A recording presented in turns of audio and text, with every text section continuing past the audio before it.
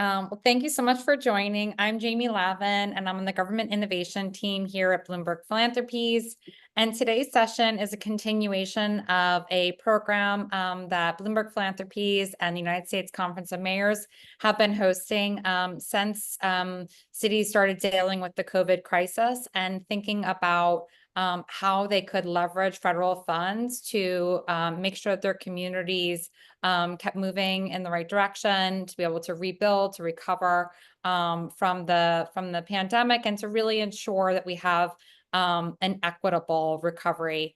And so just want to thank the U.S. Conference of Mayors, which has been a really fantastic partner in this effort and was integral in getting the American Rescue Act passed into law, which gave cities direct funding, many cities for the first time. And so we've really been trying to work with you all and make sure that these funds are allocated and spent on programs and projects that advance this nation's cities. Last month at the U.S. Conference of Mayors annual meeting, we heard from cities, we heard from you all, that you're continuing to be concerned about how to make sure that all of your funds are obligated, and that you're looking for guidance on strategies to ensure compliance and examples of options to fund solutions for city priorities. And we know that there's no bigger priority out there than affordable housing.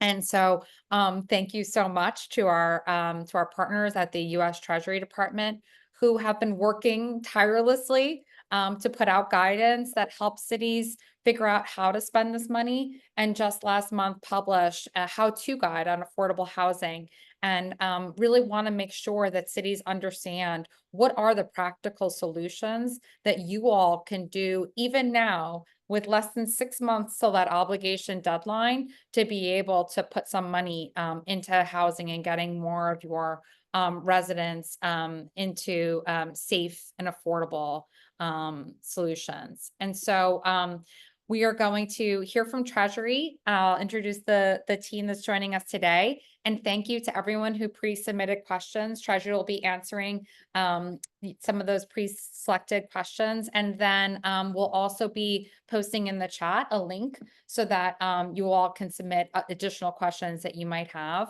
Following hearing from Treasury, we're going to hear from a city perspective. We'll hear from Megan Butler at the city of Fort Wayne, Indiana, about how they've been working to make sure that any funds that are at risk for not being, obligated or spent in time, what strategies they're using to have redundancies in their planning, and how they're putting this money into infrastructure towards housing. And then, like many of our sessions, we'll be joined by Matt Hansen from Witt O'Brien to help you think through what does this all mean, and what are some of those strategies that I can leverage to make sure that that no money is left on the table, and to make sure that we stay in compliance with the reporting deadlines and obligations. And so with that, I'll turn it over to the fantastic team at Treasury. We are joined today by Vero Soto, Mira Patel, James Bond, and Joel Michaels. With that, I'll turn it over to you, Vera. Thank you so much. So welcome, everyone. My name is Veronica Soto. I go by Vero, and I am the director of the State and Local Fiscal Recovery Funds program. Thank you very much for joining this session where we get to talk about the State and Local Fiscal Recovery Funds program. So I think on the next slide, you're going to see a little bit of the agenda for the conversation about the State and Local Fiscal Recovery Funds program, or SLFRF. Gosh, it took me 6 months before I could say that smoothly. So we start with a little bit of background on the SLFRF program and the recently released reporting data that I hope many of you have seen. We focus on explaining how local leaders play a critical role in meeting that obligation deadline. That's very important to us. I know at USCM, at the conference, I mentioned how important that was at different sessions and with different folks that we met when we talked to mayors and other leaders. We finish with a high-level overview of recent guidance on the updates on obligation. And as a reminder, my favorite date, all SLFRF funds must be obligated by December 31, 2024. And you know that as recipients of these funds, you'll be required to return to Treasury any SLFRF funds if they're not obligated by that deadline. I know you heard Jamie saying you want to use these funds and don't turn them back to Treasury. We echo that. We don't want you to have to return funds. So we're here to help you obligate those funds.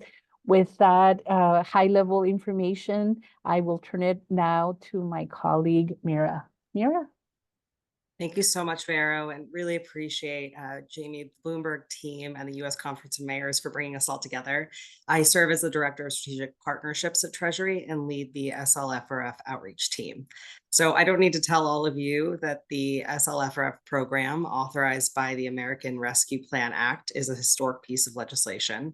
The $350 billion provided directly to communities to respond to the COVID-19 pandemic and build a strong, resilient, and equitable recovery means that states, territories, local governments, and tribes could each address your own needs. And we have $45.6 billion that was allocated directly to metropolitan cities and nearly $20 billion to additional smaller local governments. And these funds went directly to your communities for projects that your community selected as the best response locally based on the eligible uses. Next slide. Before we move on to a discussion on the obligation deadline, as Vero flagged, I wanted to provide a high-level overview of the April 2024 reporting data, which was just published on our website on Friday.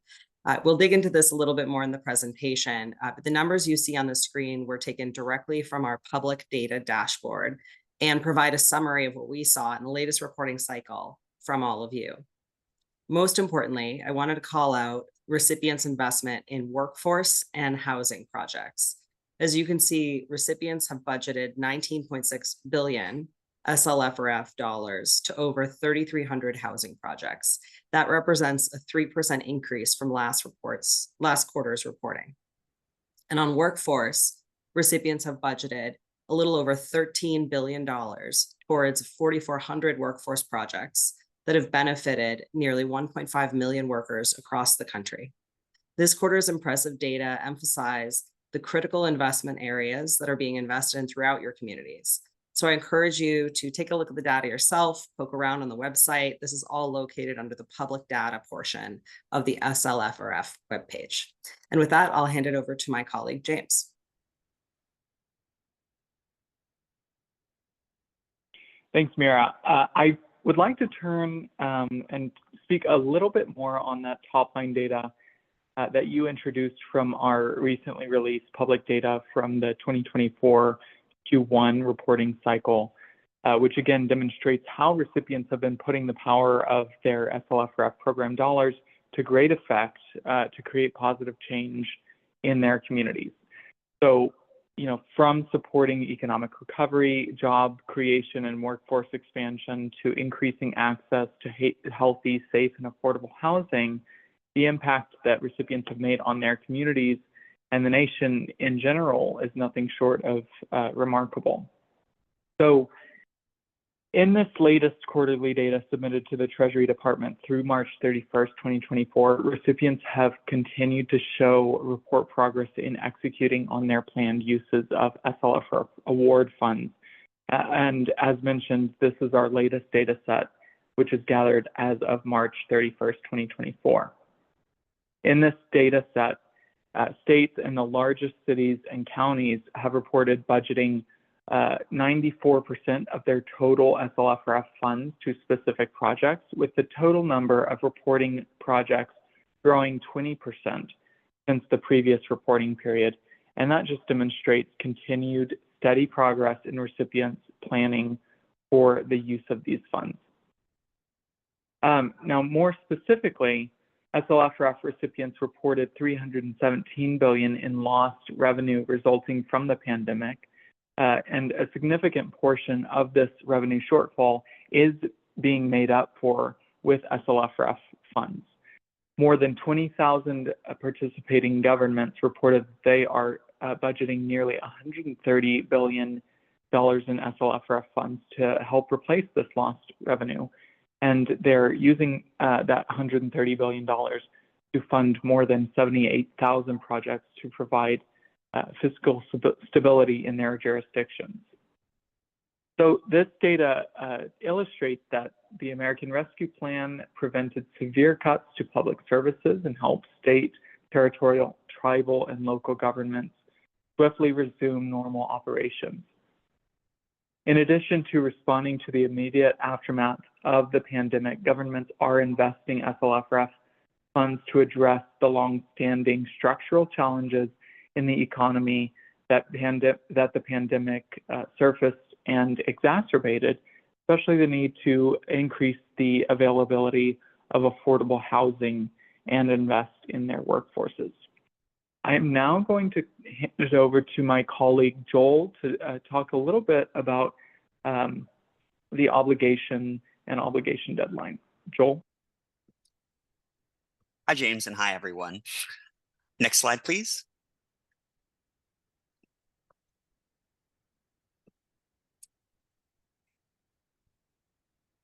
Oh, next slide.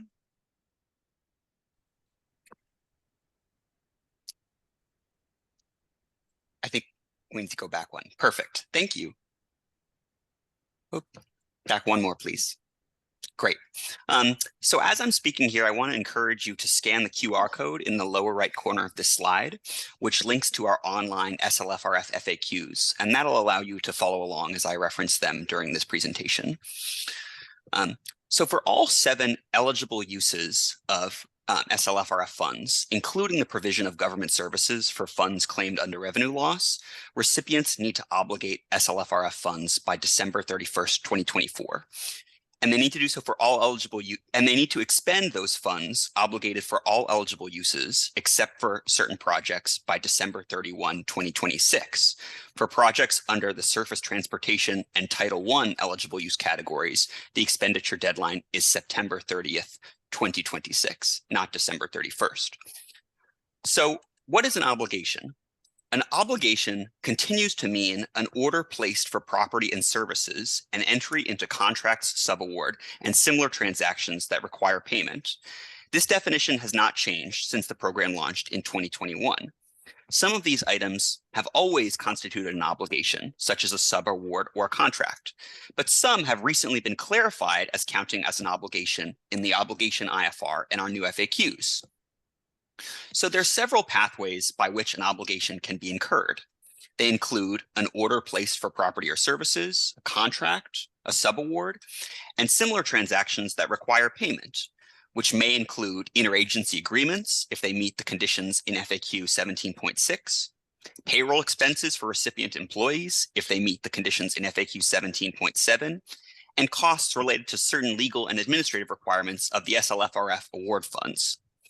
In our new Section 17 of the FAQs, Treasury provides additional clarifications on the definition of obligation to help recipients ensure effective and efficient implementation of SLFRF funds. That includes how to cover payroll costs in 2025 and 2026, how interagency agreements count as obligations, and flexibility to cover contract cost increases. Next slide, please. Now, let's talk about what does not constitute an obligation. An obligation is not an adopted budget or a budget amendment, nor is it an appropriation of SLFRF funds. Executive orders, resolutions, or written oral intentions to enter into a contract, also not obligations, nor is a grant of legal authority to enter into a contract. I want to spend a minute talking about claiming funds under the revenue loss category. Just claiming those funds is not an obligation. And that includes for recipients utilizing the $10 million standard allowance. Any recipient using the revenue loss eligible use category must meet the obligation deadline and enter expenditure information as a project in their project and expenditure report. Similarly, moving SLFRF funds to a general fund as revenue loss, but not further establishing an obligation with those funds by December 31, 2024, does not establish an obligation. Next slide, please. So well in advance of December 2024, you should ensure that your projects will be obligated by the deadline. Some ideas to provide this insurance include getting your staff to give you a written plan for how they're ensuring that your projects are satisfying the definition of obligation, asking for a formal briefing at a committee or to the whole council, or having staff develop a calendar of key dates that might still require council action to share with you and council members. We also encourage you to develop contingency or backup plans for projects that will not be obligated by December. Remember that funds not obligated by December 31, 2024 will need to be returned to Treasury. So you should prepare for council actions to return the funds to Treasury if you've not obligated those funds. Now I want to talk a little bit about interagency agreements. So in FAQ 17.6, Treasury clarified that interagency agreements that meet certain conditions qualify as transactions requiring payment and are thus sufficient to meet the obligation requirement. If you finalize an interagency agreement by the obligation deadline at the end of 2024, you can treat that interagency agreement as the obligation of funds that a government agency will then expend in 2025 and 2026. Memoranda of agreement and memoranda of understanding can count as interagency agreements, but any agreement needs to meet the requirements that are summarized on this slide and further detailed in FAQ 17.6. If you scan the QR code at the bottom right of the screen, you'll find a one-page document with more information about interagency agreements. Next slide, please.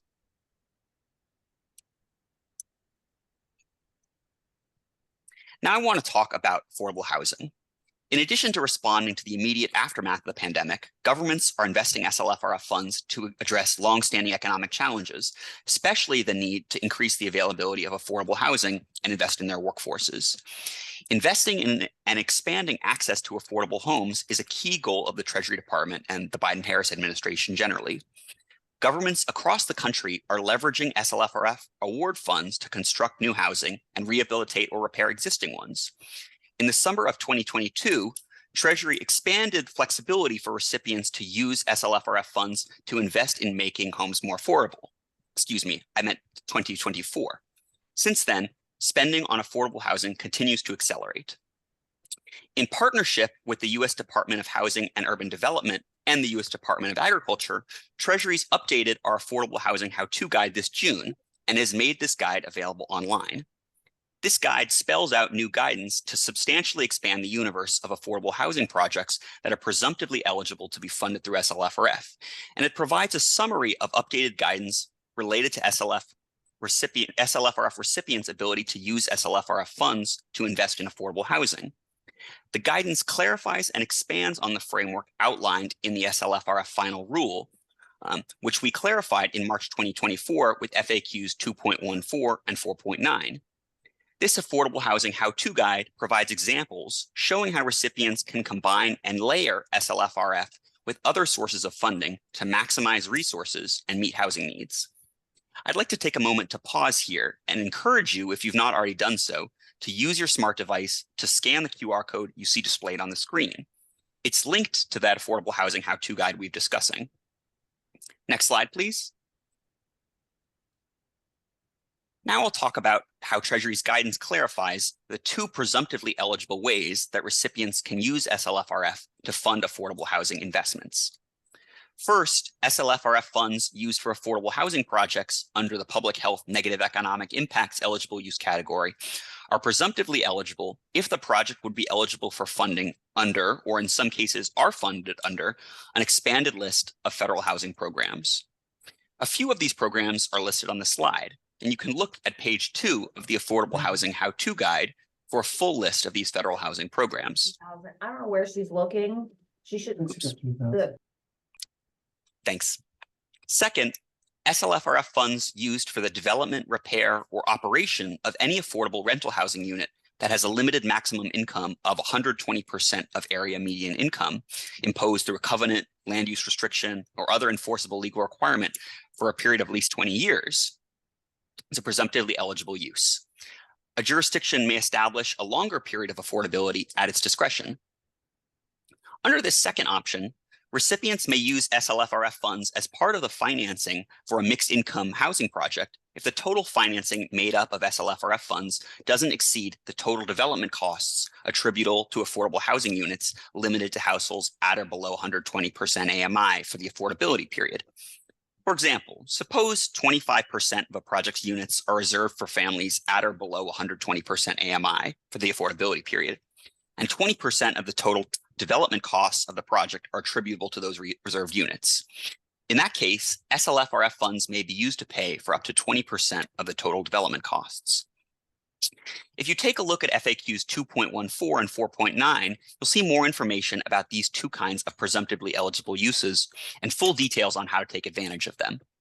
And the Affordable Housing How-To Guide also has information about how recipients can layer SLFRF funds with other sources of financing, including from these other federal housing programs to support affordable housing projects. Next slide, please. You should also note that other affordable housing projects beyond those eligible uses under the presumptions I just described may also be eligible under the SLFRF program under our final rule if they're related and reasonably proportional to addressing the negative economic impacts of the pandemic and otherwise meet the final rule's requirements. As an example, in certain rental markets, data indicates that there are gaps in financing for units serving households even above 120% of area median income that have led communities in that income threshold to be impacted by the pandemic. In those cases, it may be reasonably proportional to address the negative economic impacts of the pandemic by funding such units. Also, to further support sustainable and durable homeownership, recipients may consider offering down payment assistance, such as through contributions to a homeowner's equity at origination, or by establishing a post-closing mortgage reserve account on behalf of the borrower. Next slide. I'll sum up by noting that Treasury encourages you to consider using unobligated SLFRF funds to support affordable housing, even if you have only a small amount of funds that remain unobligated. For example, there are a variety of eligible housing-related uses that do not require significant capital investment. These include funding pre-development activities to enable future housing projects, providing bill credits to homeowners to offset rising utility or insurance costs, conducting home energy audits to support weatherization improvements of affordable housing, and forgiving fines and fees that might otherwise result in eviction or foreclosure. And we encourage these eligible uses. Now I'll turn it over to my colleague, James and Mira, to answer some of your questions. Wonderful. Thank you so much, Joel. Let's see, hopefully James can get pinned as well, please. And we wanted to wrap up by speaking to some questions that you all sent in. So James, if you're ready, could we have the James Bond spotlight, please? Thank you so much. Wonderful. James, are you ready to go?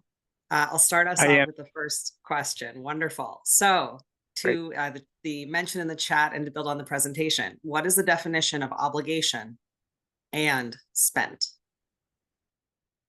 Awesome. So Joel walked us through this a little bit, but before I walk through the definition of obligation again, I do want to flag that everything here I am about to say can be found out, spelled out in the obligation webinar slide deck on Treasury's website, as well as the video of the webinars that we did in May on this topic.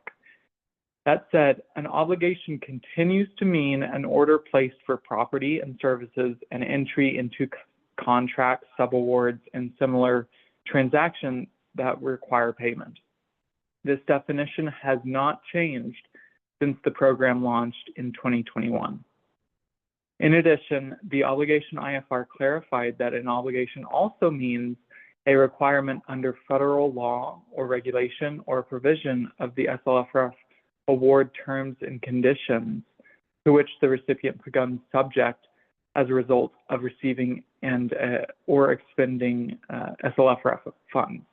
More simply put, when recipients incur costs related to certain legal and administrative requirements of the SLFRF award funds.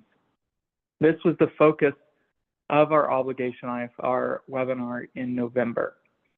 I also want to note that in section 17 of the SLFRF FAQs, Treasury has provided further guidance and clarifications about what exactly constitutes an obligation. In particular, we clarified that similar transactions that require payment include certain interagency agreements, which is detailed in FAQ 17.6, and personnel expenses, which is detailed further in 17.7 of our FAQs. can't say this date enough. The obligation deadline for SLFRF funds is December 31st, 2024. The expenditure deadline, or the deadline for the funds to be spent, is December 31st, 2026 for all projects except for service transportation and Title I projects. Mira, I think that we have a few other questions, so kicking it back to you. Yes. So, James, a few questions for you. What kind of salaries are eligible? Is the design phase of a project eligible for ARPA? And the recipient notes the project won't be completed for several years. Yep, so section 17 of the FAQs clarified several different ways that recipients may consider personnel salaries to be obligated. In particular, FAQ 17.6, 17.7, and 17.10 are some of the most helpful ones to refer to about how exactly to do that. And as discussed in the 2022 final rule and the 2023 interim final rule, many types of investments beyond the design phase are eligible. As I previously noted, or as we previously noted, all funds must be obligated by December 31st, 2024, and spent by the applicable expenditure deadline, which for most projects is December 31st, 2026. And if you are layering SLFRF funds with other funds for certain projects, the other funds may be available for use beyond the expenditure deadline. Great. I think we have time for a couple more. So here's a longer one. Can Treasury further clarify how they define personnel costs associated with the administrative and compliance functions of SLFRF versus the personnel costs associated with the management and oversight of ARPA-funded eligible activities? Should costs across both types of personnel be reported as estimates to Treasury if they're not contractually obligated, either through an employee contract, subrecipient relationship, or interagency agreement? Or are there scenarios where these can be reported as obligated rather than estimated? Thanks, Mara. So it sounds like the question might be mixing up two separate features in our reporting portal. One, which is the estimate of eligible administrative and legal costs expended after 2024. And the other is the estimate of personnel cost expenditures in 2025 and 2026. Bear with me as I separate those two pieces just a bit here. I'll talk about the first category first. So under our rules, a recipient is considered to have incurred an obligation to expend funds to meet certain requirements under federal laws, regulations, and the SLFRF award terms and conditions by virtue of receiving or expending SLFRF award funds. So the manner of obligating funds is described in FAQ 17.10, and funds used to meet those requirements are already considered obligated. By submitting an estimate of those costs to Treasury, a recipient can retain those funds to cover costs after the obligation deadline and does not have to return the funds to Treasury. Those costs can include personnel costs for individuals working to meet the applicable legal and administrative requirements. They can also include other relevant costs. If you're trying to figure out if your personnel costs are related to those requirements, I would encourage you to take a look at FAQ 17.10. And also FAQ 17.11 provides more information about the estimate option. I also want to discuss the second category, which are personnel cost estimates. Our new FAQs clarified that a recipient is considered to have incurred an obligation for personnel costs through the expenditure deadline for any employee that is serving a position related that is established and filled prior to December 31st, 2024. Personnel cost under this provision can be for any project that is an eligible use of SLFRF funds. For instance, a recipient can hire personnel to support effective management and oversight of a project, or to provide workforce training to individuals who lost their jobs because of the pandemic. Under this provision, a recipient obligates funds for a position by establishing and filling that position. Reporting the estimate to Treasury ensures that the funds remain available for expected personnel costs for those positions after the obligation deadline in 2025 and 2026, and they don't have to be returned to Treasury as unobligated. Now, these personnel costs don't have to be for personnel employed to meet the eligible administrative and legal requirements I just talked about. The personnel costs just have to be for an employee serving in a position established and filled by December 31st, 2024, and be for a generally eligible use of SLFRF funds. Take a look at FAQ 17.7 and 17.8 for more information here. Finally, and then I'll stop speaking on this, but I do want to note that in many cases, recipients can obligate and report personnel costs through interagency agreements. You can look at 17.6 of our FAQs for more information on that. Thank you. Final question, building on the presentation, what suggestions does Treasury have for braiding or leveraging SLFRF funding to unlock additional federal or private sector funding for affordable housing? Sure. So our newly updated affordable housing how-to guide, which Joel spoke on a little bit before in this presentation, we can also probably post a link to in the chat here. That resource has provided practical information about how you can layer SLFRF funds with funds from more than a dozen other federal housing programs. And many recipients have used SLFRF funds as gap financing for affordable housing projects that are already under development. As the question noted, Mira, you can also layer non-federal sources of funds into affordable housing projects.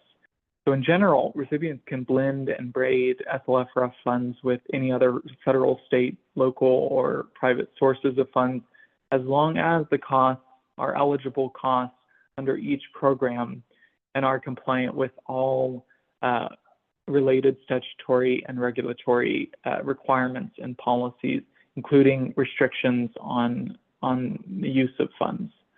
So for more information on that, take a look at FAQ 4.8. Wonderful. Thank you so much, James. And to conclude, I just want to thank all of you for joining us here today, and especially again to U.S. Conference of Mayors and to Bloomberg for hosting this important session. In conclusion, we believe these opportunities are possible because the economy is in a stronger place today as a result of the American Rescue Plan. And looking forward, the Treasury Department remains focused on ensuring that recipients can leverage their SLFRF award funds to meet the unique needs of their communities in ways that will power inclusive and equitable growth for decades to come. As public servants in the US, we recognize that there are real lives behind the data that's displayed on the screens here. We know our work extends beyond tracking trends, and it has a direct impact on our nation's well-being, economy, and quality of life. It touches our families, neighbors, and communities, and shapes our future. So please continue to share with us stories about how your communities have benefited from these funds. And thank you so much. Please stay in touch. Thank you so much to Vero, to James, to Mira, and to Joel for going through that. I know it's really complicated information. And, as you see from the chat, cities continue to have questions about it. And we just really appreciate that that you all stand ready and willing to continue to help cities work through these issues to make sure that they do this right. And as you said, they keep their dollars. So with that, we're going to turn to a city that's working really hard to do exactly that. We're joined today by Megan Butler, who's the grant administrator for the city of Fort Wayne, Indiana. And she's going to talk to us about how Fort Wayne has been putting their SLFRF dollars to use and the strategies they've been employing. So with that, over to you, Megan. Awesome. Thank you, Jamie. Also a big thank you to Bloomberg and U.S. Conference of Mayors for the opportunity to share some of the work that we've been doing in Fort Wayne. We hope very much that you all will find some valuable inspiration for work in your own communities. We have faced many of the same challenges that cities around the U.S. have, both in terms of the effects of COVID-19 and the challenges in working to address those effects, including managing our state and local fiscal recovery funds. From the very beginning, our community was engaged in discussions about how these funds would be used. Our mayor at the time and our city council were very concerned with ensuring that these funds would be treated not just as a mechanism for funding projects on a to-do list, but to the greatest degree possible as an opportunity to correct historic injustices. And that includes disinvestment in many of our affordable and low-income housing and neighborhoods. Our city's general housing strategy is holistic and twofold. First, we seek to increase housing stock by leading targeted projects which provide affordable housing and direct services. And then we also seek to protect our current affordable neighborhoods and housing from population decline by improving infrastructure and services to them. Recent city-led direct targeted projects include our Innovative Housing Showcase, which is testing for new cutting-edge home construction methods that will promote diverse and sustainable infill in our urban areas. Our Everyone Home Plan, which is a comprehensive community plan to swiftly and equitably house everyone in our community experiencing homelessness. And our Village Premier Project, which is a 20-acre mixed-income complete neighborhood featuring hundreds of new affordable housing units, a health clinic, a childcare center, and commercial space, which will support locally owned businesses. And finally, the work of our neighborhood planning and activation team, which is training and empowering new grassroots leaders in our diverse and affordable neighborhoods. By using that complete neighborhoods approach, when we received our state and local fiscal recovery funds in 2021, we embarked on about 17 projects which address infrastructure needs in these neighborhoods, such as sidewalks, alleys, streets, parks, and greenscapes. These are almost exclusively located in qualified census tracts. And then we also initiated the construction of a full-service grocery store, which is located in a food desert. I'll point out most of those projects were funded under revenue replacement. Just as important, we also used our state and local fiscal recovery funds to empower our local nonprofit organizations to improve and expand their services to these same communities. Services like the construction of new shelters, repair and renovation of existing low-income housing, construction of new low-income housing, literacy, mental health, maternal and fetal health, food insecurity, financial literacy, and much more. In all, we funded 91 subgrants, the majority of which serve low-income residents in qualified census tracts and provide direct services to these communities that the city does not provide, so that residents not only have an affordable place to live, but can have a fulfilling, healthy life in their home. Next slide, please. Our strategy for implementation was to find the balance between maximizing equitable processes and outcomes, while also minimizing risk of fraud, waste, abuse, and noncompliance. To walk this tightrope, we adopted a strengths-based approach, asking all involved to work to their relative strengths. We also assessed the hurdles that we were facing in 2021 and those that we felt we were likely to face in subsequent years managing these funds. Challenges that we faced included, at the time, not having a grant administrator or uniform guidance subject matter expert on staff, a relatively low historic utilization of federal funds for our city, sometimes less than half of comparable communities, complex political challenges at the local, state, and federal levels, evolving guidance on eligibility, compliance, and reporting, which created internal hesitation to obligate or spend funds quickly, and of course, a community suffering and impatient to spend funds quickly.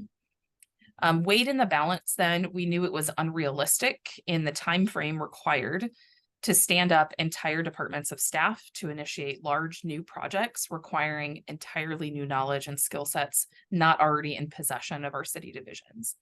So by dividing the work, giving those city divisions funds to expand their regular offerings focused on lower income communities, and then giving many nonprofits funds to expand or improve their services in those same communities, we were able to get results quickly, equitably, and effectively. Importantly, we knew that most of the community organizations which we were granting funds to had very little or sometimes even no experience managing federal funds. So we implemented a very robust technical assistance and oversight program led by city administration. Technical assistance that we've provided to our nonprofits has included creating and distributing compliant forms, checklists, and manuals for managing funds, grantee trainings and webinars, and weekly office hours for any of our organizations to drop in with any needs or questions about their grant. Monitoring and oversight has also included robust quarterly and annual reporting, desk reviews, and on-site reviews as needed. Outcomes of this approach have been highly positive. We have minimized burden on existing city staff while implementing a large number of projects. We have stood up a centralized, albeit small, grant staff to oversee grant acquisition, compliance, and work around equity, evidence, and evaluation citywide. The imperative to maximize equity has ensured that no matter the outside pressures, city-led projects have been targeted to the areas of our community that need them most. We have also supported our community organizations in expanding their services, and this has strengthened our relationships with those organizations for the long term.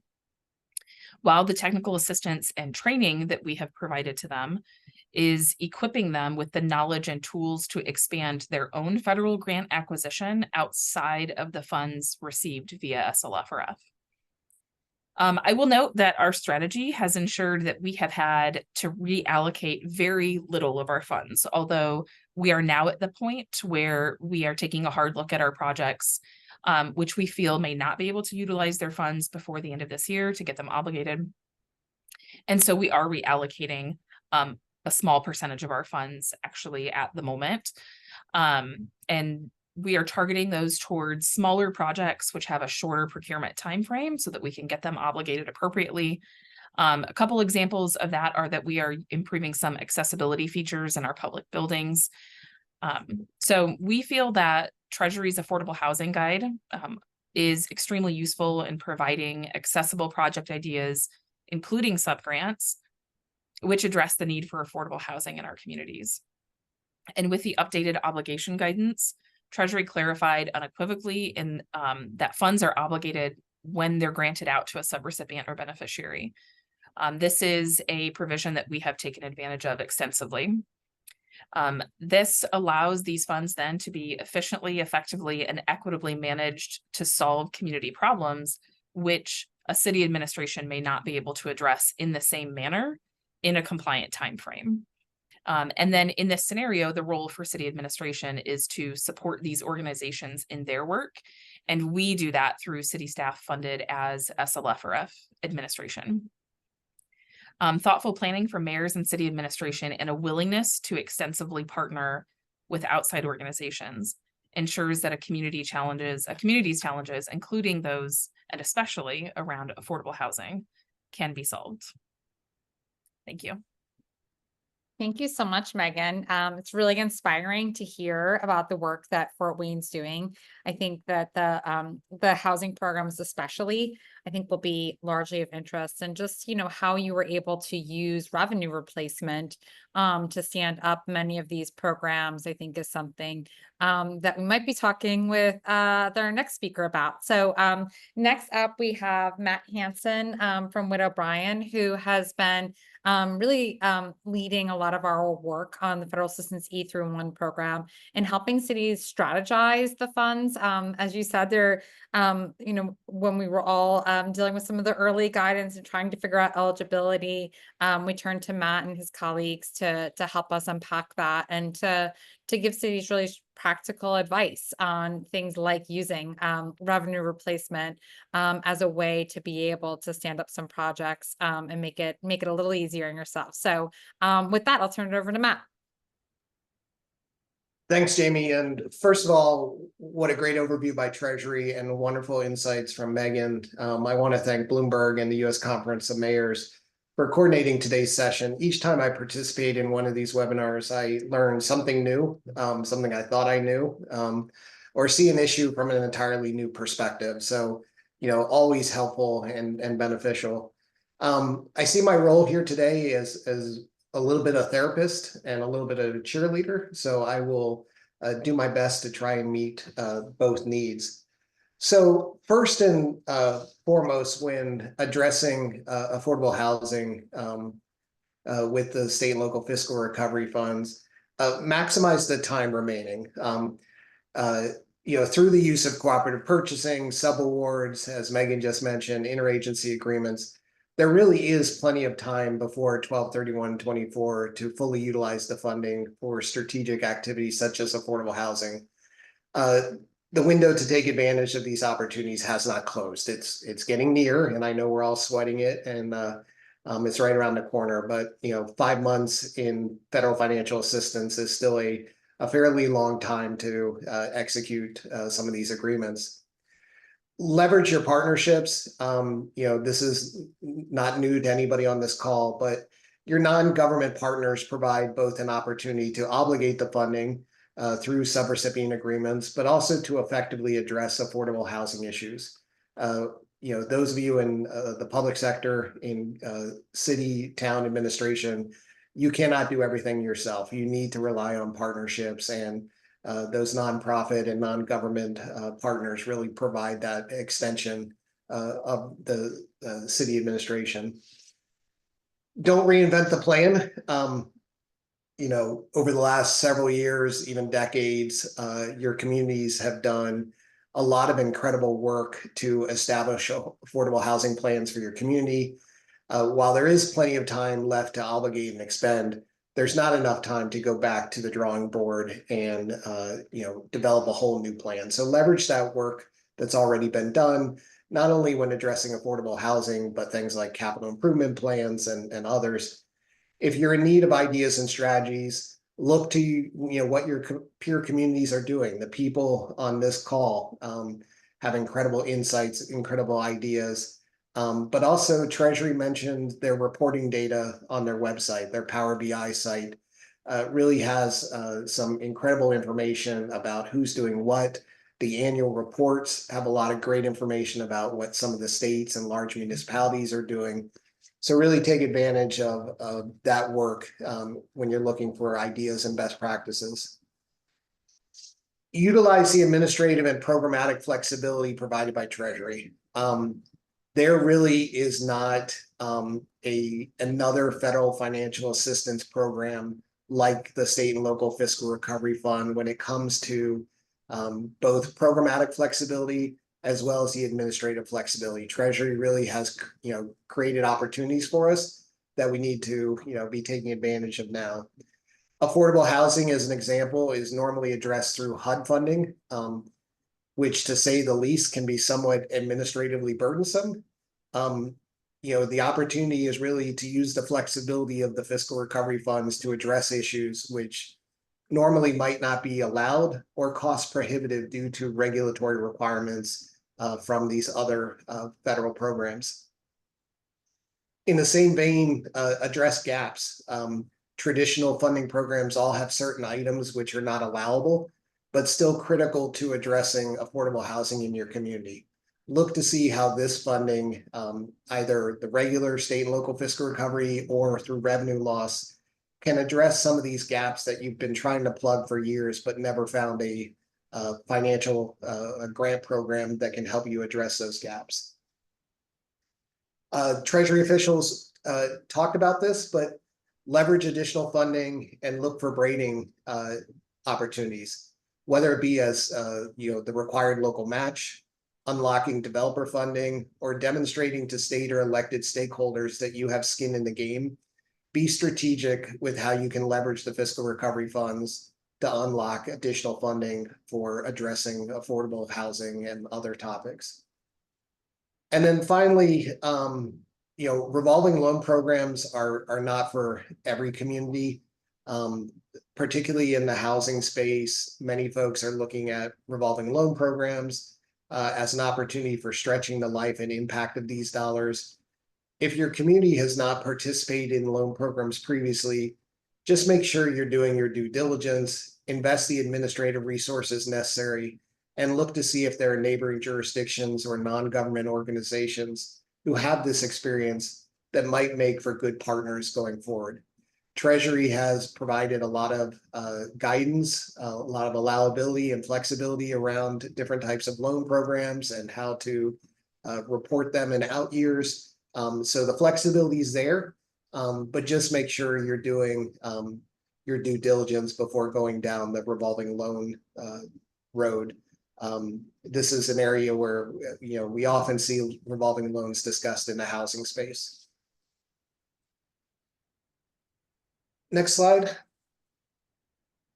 So outside of housing specific, just some key obligation reminders as we get closer to the December 31st, 24 deadline.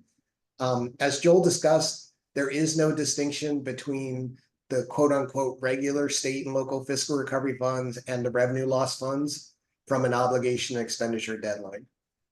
There are significant differences when it comes to allowability, when it comes to compliance requirements, but when it comes to obligation and expenditure deadlines, they are the same. So please remember that. Don't get tripped up by that.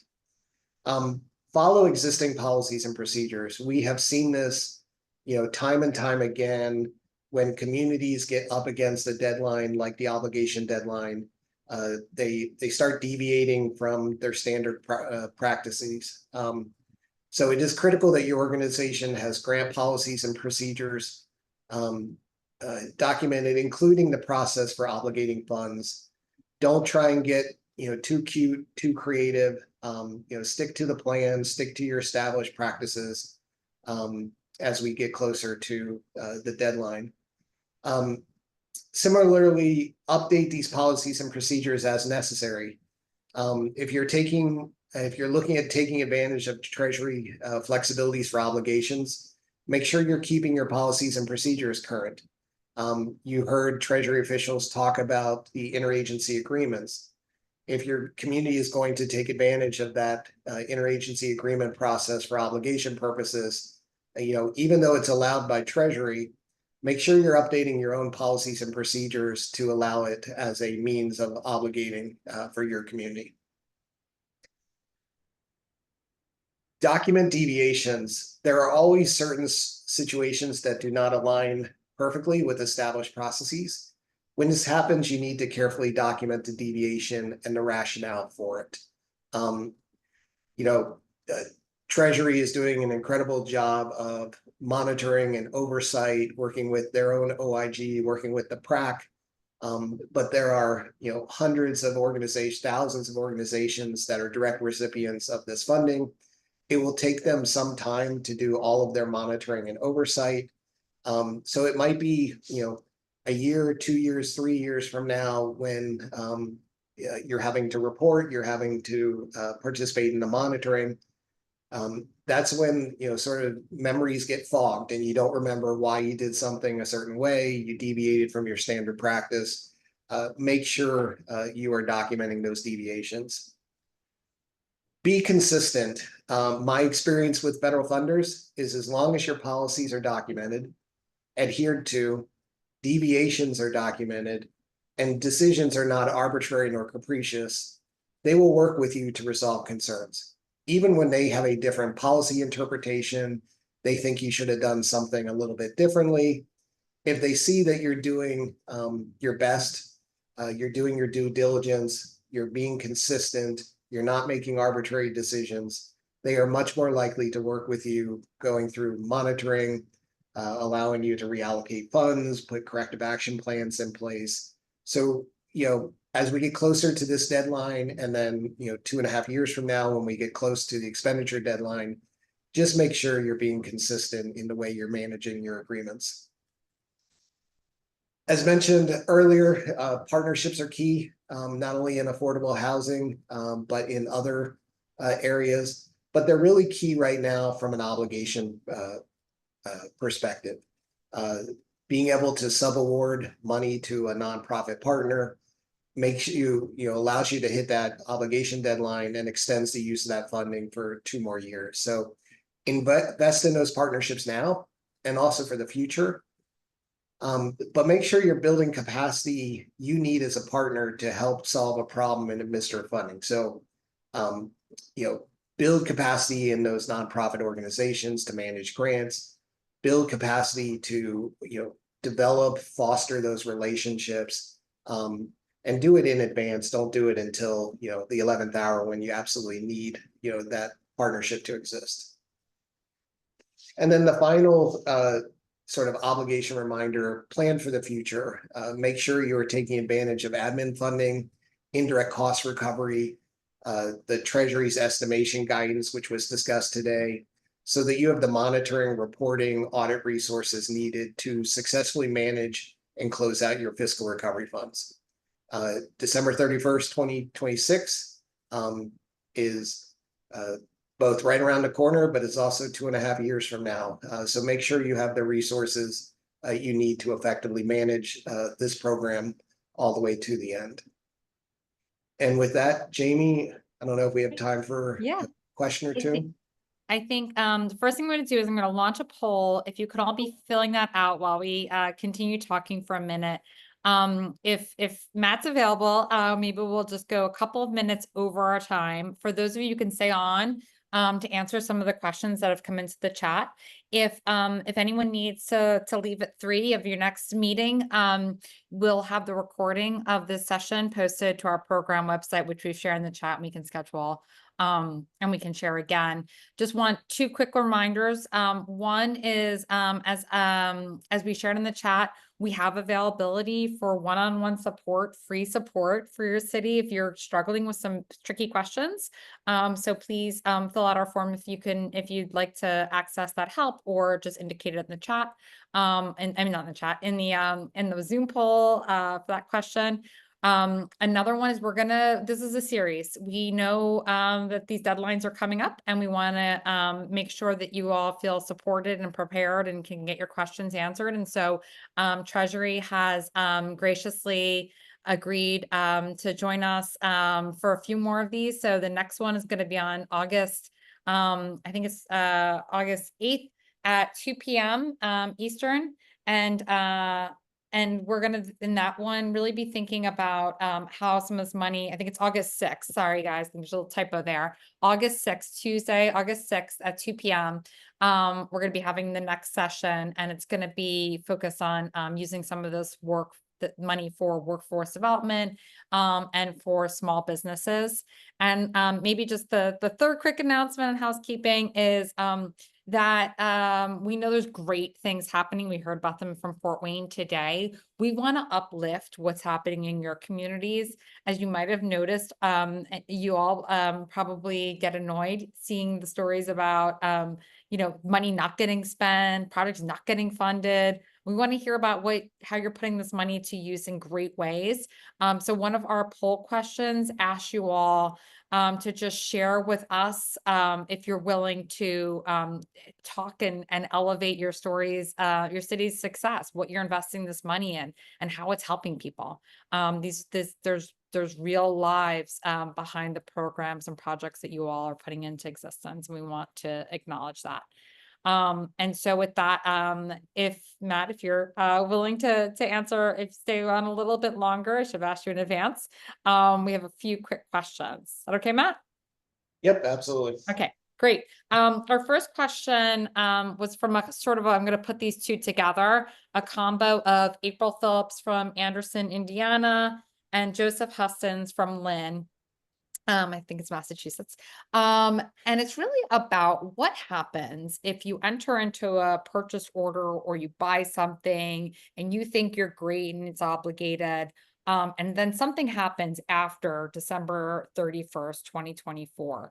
That company you're purchasing it from goes out of business, or something happens. How do you still be able to spend that money? And can that purchase order that you put in be treated as an obligation, even if you end up switching to a different vendor? So this is an area where Treasury has really provided amazing flexibility. So Treasury FAQ 17.17 actually talks about replacement contracts and subawards. So if you enter into that PO, if you're working with a vendor and something happens, outside of your control, their control, you do have the opportunity to re-obligate that funding after 12/31/24 for a replacement activity, as long as it's still an allowable activity. If that guidance was not in place, there are a couple other strategies that a community could take. One is, you heard Treasury talk about sort of over obligating or identifying other types of contract subawards that otherwise would be eligible for a state and local fiscal recovery fund that you could fall back on. And then the last strategy would be obligating through interagency agreement, not through contract or subaward.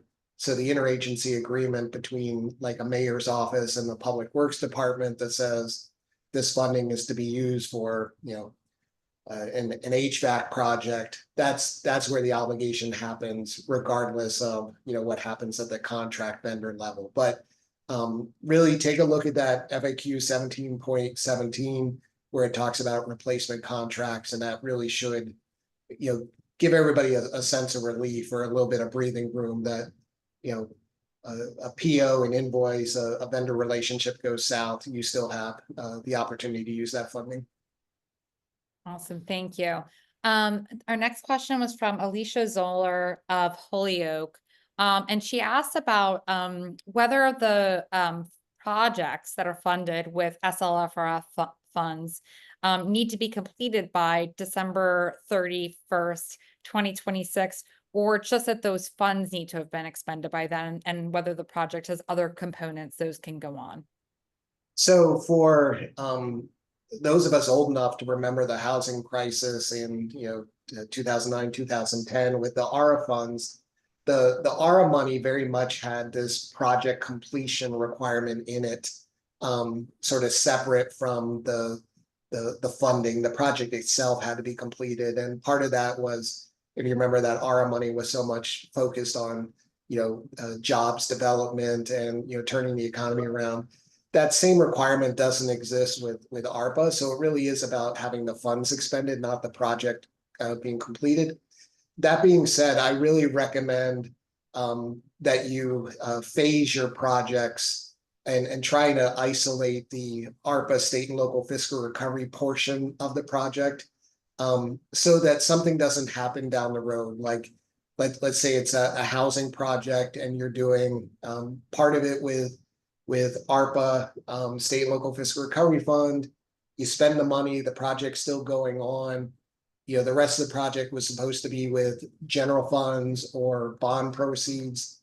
And for some reason, somebody introduces HUD CDBG money into it and kind of muddies the waters from a compliance oversight, perspective.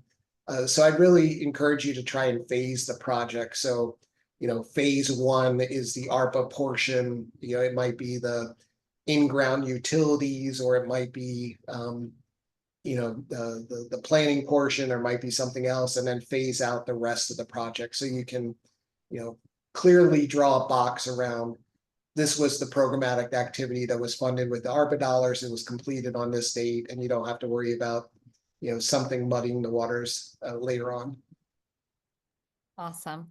And I don't know if you can answer this, or we might need to throw this back in the inbox to our Treasury friends, but there was a follow-on question, which was, how long will the portal be available to report accomplishments? So if you have this sort of project that's ongoing after the funds have been spent, if whether whether the reporting will be allowed to continue after.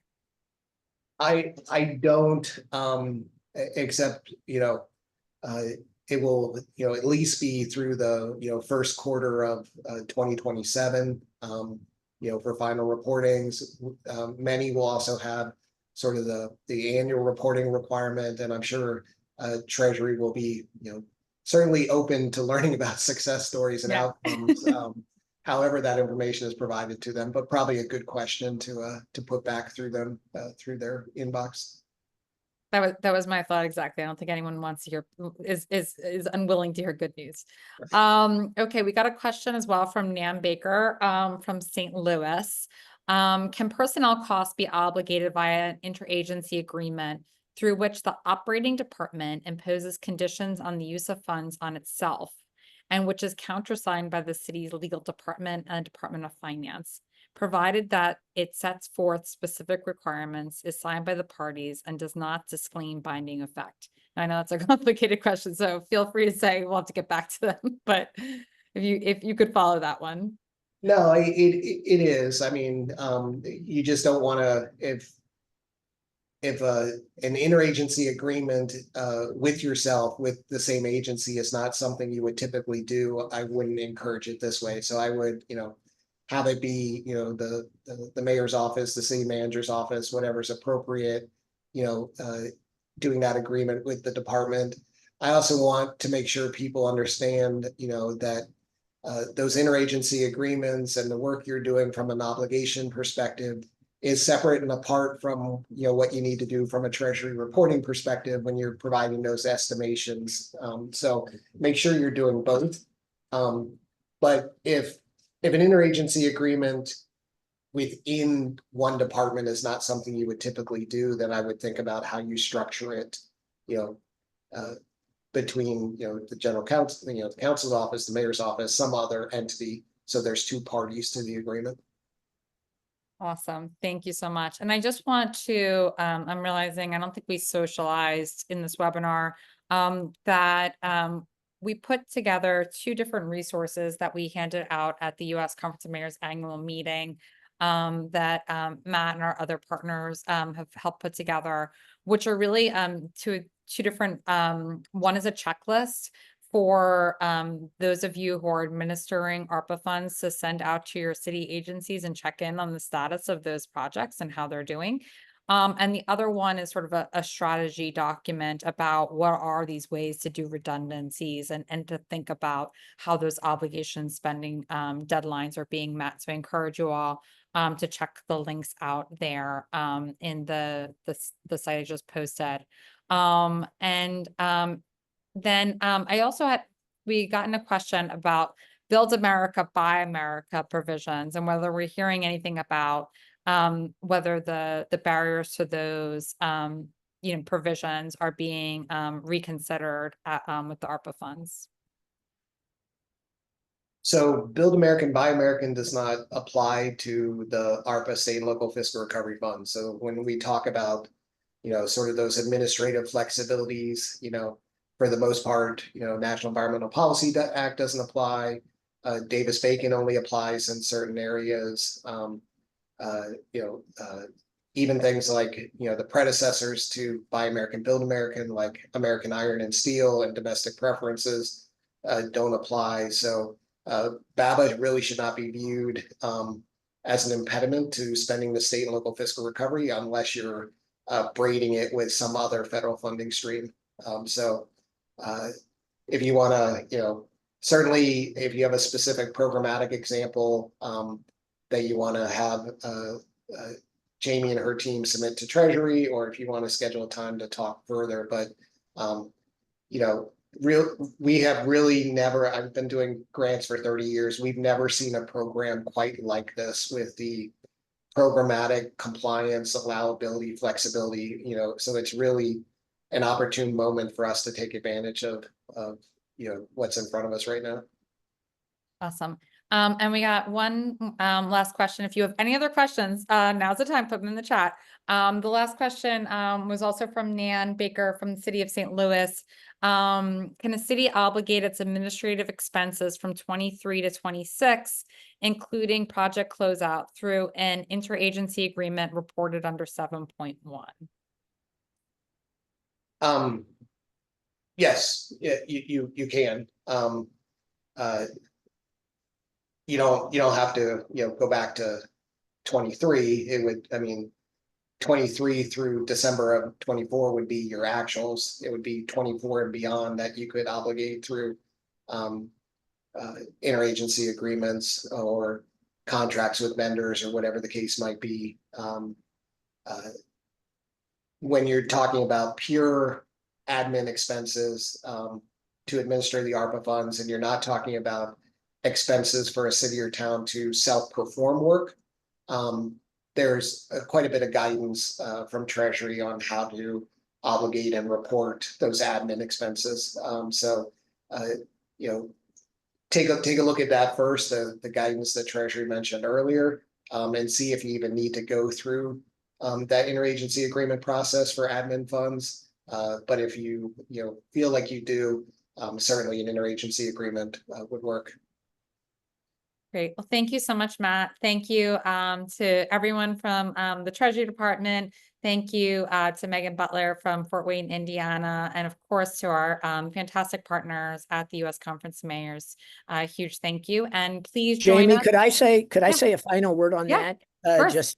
I know it wasn't in the run of show, but Dave Gatton with the Conference of Mayors, I want to thank Bloomberg for all their help and our partnership with them on this. But to serve as another cheerleader on this call, I just want to thank everyone who's doing the actual work in the cities to land the airplane on the runway here as we approach the obligation deadline. And I think to the extent that the most important work is left to do, which is finishing on a very positive note, will determine whether we can repeat the American Rescue Plan at some point in the future.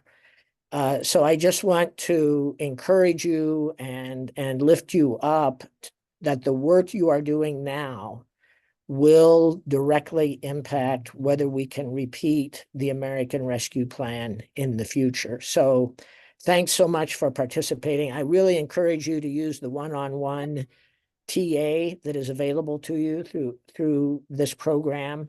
And we just want to encourage you in your work. You are the most important people at this point in time as to the success of this program going forward. Thank you, Jamie. Thank you, and have a great afternoon, everyone. Stay cool. It's hot out there.